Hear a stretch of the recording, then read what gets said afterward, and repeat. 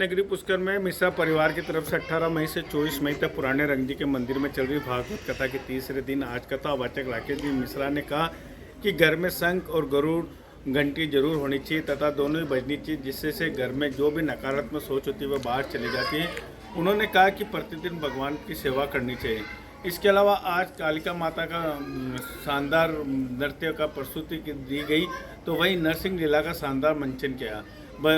भागवत कथा में शानदार भजनों की भी प्रस्तुति दी जा रही है, जिसमें भक्त जमकर झूम रहे। वहीं भगवान कृष्ण का जन्म उत्सव मनाया जाएगा तथा रात्रि में 8 बजे से 11 बजे तक भव्य सुंदरकांड पाठ का आयोजन भी रखा गया है। मैं अनिल कुमार पासर, बदलता पुष्कर संपादक।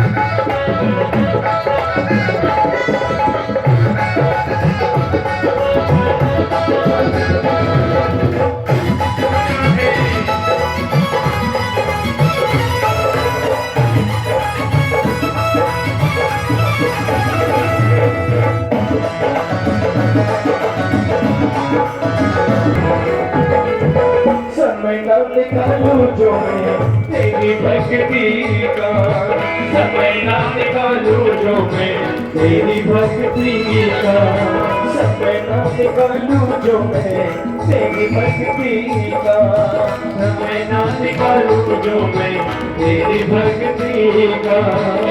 आखिर दिन हो बाबा मेरी जिंदगी का, आखिर दिन हो बाबा मेरी जिंदगी का। मेरे दिल पर लिख तेरा नाम, मिटाओ तो मिटा देगा।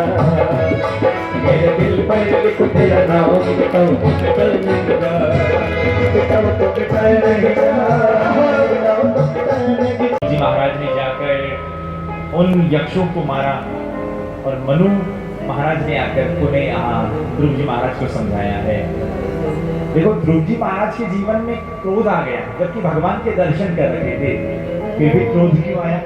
इसका कारण एक है, ध्रुव जी महाराज को भगवान के दर्शन तो हो गए पर उनके जीवन में सत्संग नहीं हुआ था, इसलिए सत्संग का महत्व ज्यादा है।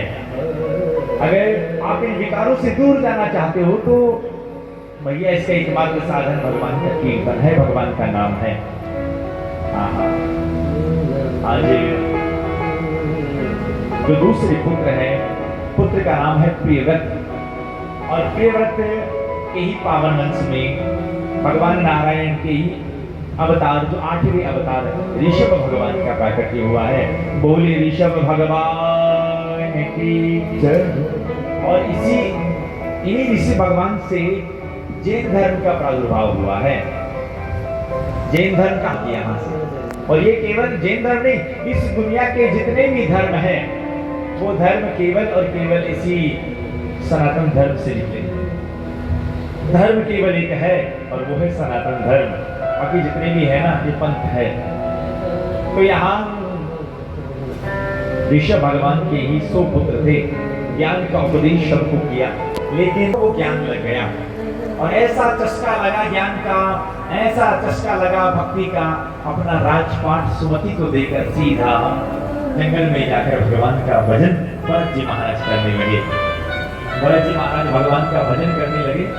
एक दिन भजन करते करते उन्होंने एक दृश्य देखा, और दृश्य ऐसा था, एक गर्भवती हिरनी दौड़ रही थी और उसके पीछे पीछे एक शेर लगा हुआ था, और वो गर्भवती हिरनी एक नाला लांगने वाली थी, वहीं उसका प्रसव हो गया। अभी सारा दृश्य कुटिया में बैठे बैठे भरत जी महाराज देख रहे थे।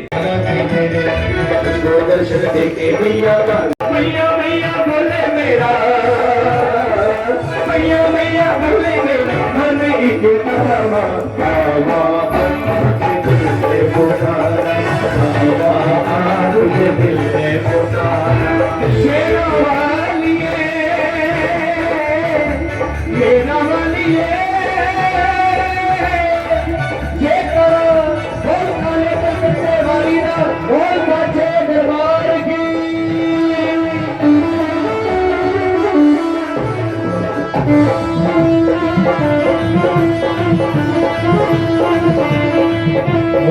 काली कलकत्ते वाली जय काली काली कलकत्ते वाली जय काली काली कलकत्ते वाली जय काली काली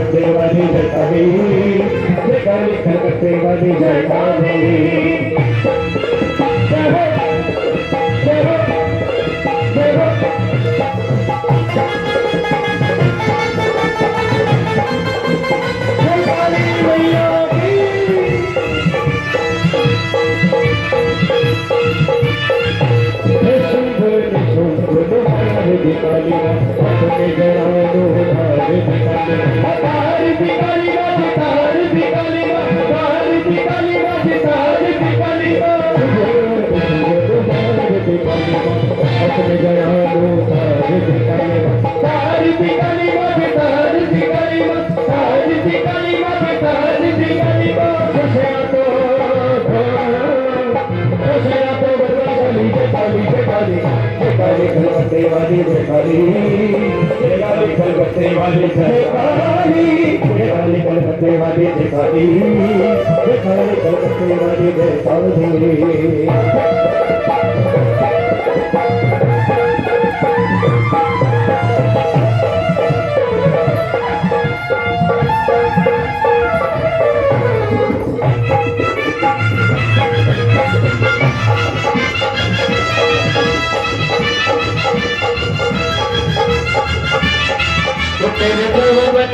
मेरी माँ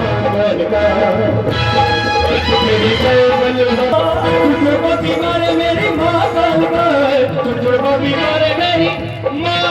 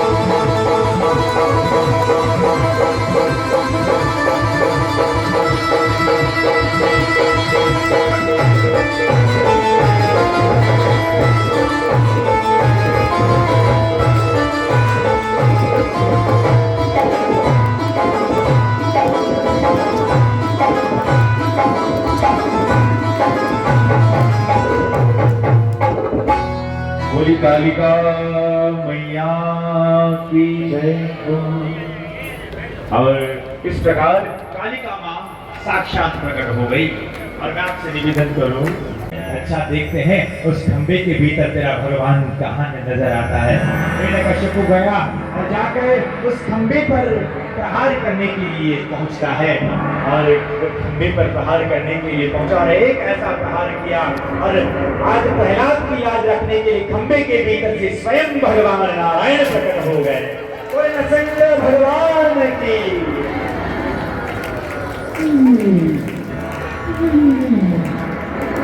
देखो भगवान चाहते ना शिक्षण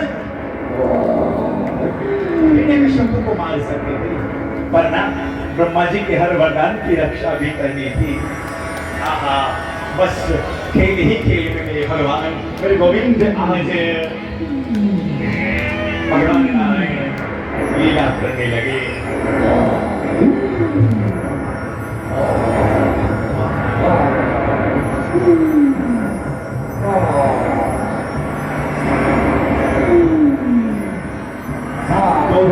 आई और घर की दहलीज पर बीचों बीच लटका दिया हिरण्यकश्यप को और कहा अब मैं तुझे मारूंगा। हिरण्यकश्यप कहने लगा आप मुझे मार ही नहीं सकते। भगवान नरसिंह ने कहा क्यों नहीं मार सकता? अरे मैंने ब्रह्मा बाबा से वरदान मांग रखा है। अरे क्या वरदान मांग रखा है बता? हर वरदान को पूरा करूंगा। कहा मैंने मांगा है ना नीचे मरू ना ऊपर मरू। भूल गया तू ना नीचे है ना ऊपर है, मेरी गोद में है। बता और क्या मांगा है? ना अंदर मरू ना बाहर मरू। या बरामद तेरे घर की दहली है तू वहां है। जब और क्या मांगा है? कहा मैं ना सूखे से मरू ना गीले से मरू। या बरामद ये नाखून से मारूंगा तुझे। ये नाखून ना सूखे होते ना गीले होते हैं। और बता ना अस्त्र से मरू ना शस्त्र से मरू। या बरामद तेरे लिए नाखून ही काफी है। अच्छा और बता क्या वरदान मांगा था? कहा प्रभु मैंने वरदान मांगा है कि मैं 12 महीनों में कभी ना मरूं। बराबर तेरे लिए मैंने 13वां महीना बनाया है जिसे हम अधिक मास कहते हैं ना। नरसिंह के भगवान ने उसी हिरण्यकश्यप को उस वरदान को पूरा करने के लिए 13वां महीना बनाया है। और बता क्या मांगा है?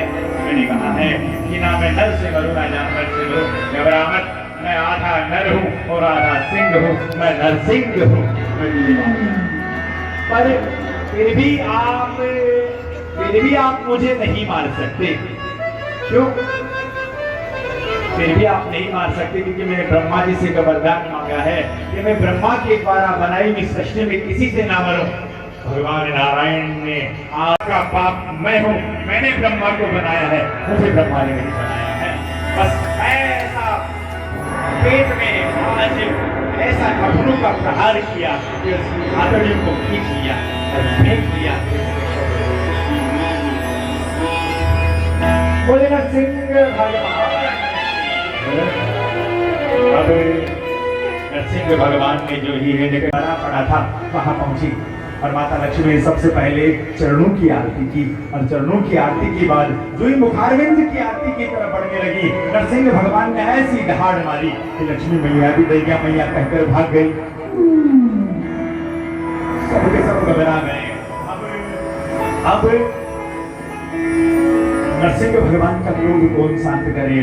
सबने एक ही स्वर में कहा है कि जिसके कारण से नरसिंह भगवान पधारे हैं प्रकट हुए उन्हीं प्रहलाद को नरसिंह भगवान के पास भेजा जाए। और नरसिंह भगवान के पास प्रहलाद को भेजा गया। सजन हाँ नरसिंह भगवान का क्रोध तत्क्षण शांत हो गया और कहा प्रहलाद